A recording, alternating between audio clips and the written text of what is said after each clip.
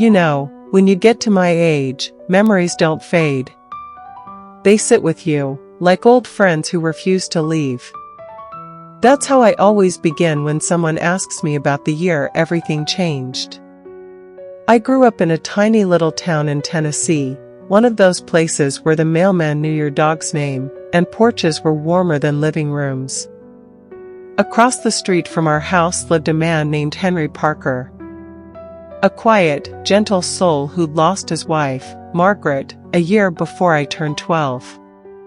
Every evening he sat under his porch light, rocking slowly, waving at everyone who passed by.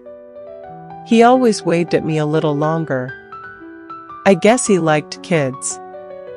I still remember thinking how lonely he looked, eating dinner by himself every night. My mama told me, "Sweetheart, grief can make the strongest hearts feel empty."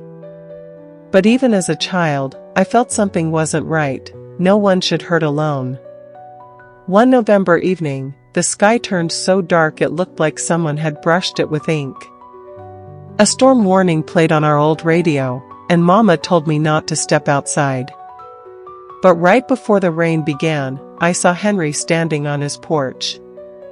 Not waving, not rocking, just staring at the empty chair where Margaret used to sit. Something inside me just pulled me toward him. Even though I knew Mama would scold me later, I ran across the street with the wind howling behind me. I was soaked from head to toe when I knocked on his door. He opened it slowly, surprised, almost confused. I looked up at him and said, "Mr. Parker, storms are scary. You don't have to be alone tonight." His face softened in a way I'll never forget. He didn't say much, but he took a deep breath and followed me back home. That night changed everything. From then on, every time a storm came through town, Henry sat with us.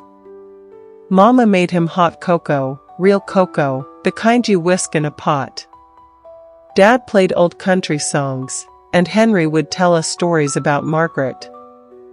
Stories that made him laugh and cry in the same breath. Little by little, he came back to life. He helped us fix our fence after a tornado season. He taught me how to fish. He even showed me how to fix a leaky faucet, said every kid should know that before they grow up. Whenever life beat me down, Henry would smile and say, "Kiddo, storms don't last. But good people do." Years passed, like they always do, and I moved away. Got a job, built a life, got busy, too busy, maybe. But Henry stayed right across from my parents, under that same dim porch light. One winter night, my mama called. Her voice trembled, and I knew something was wrong. "Sweetheart," she whispered. "Henry's porch light didn't turn on tonight." I drove home as fast as I could. His porch was dark, the rocking chair empty. Inside, we found him lying peacefully in bed, like he'd finally decided to rest. And there, right beside him, was a framed picture of Margaret. The edges were worn, like he'd been holding it every night. We buried him next to her on a hill that overlooked the whole town. But here's the part no one believes when I tell it. Every single night, at the exact time Henry used to sit on his porch, his porch light turns on by itself. The electricians say the wiring's old. Neighbors say it's a leftover timer. But I know better. Some lights don't go out. Because some people never really leave us.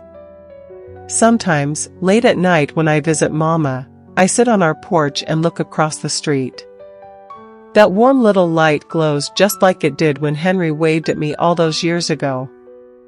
And I swear, I can almost hear his voice saying, "Storms don't last, kiddo. But love does."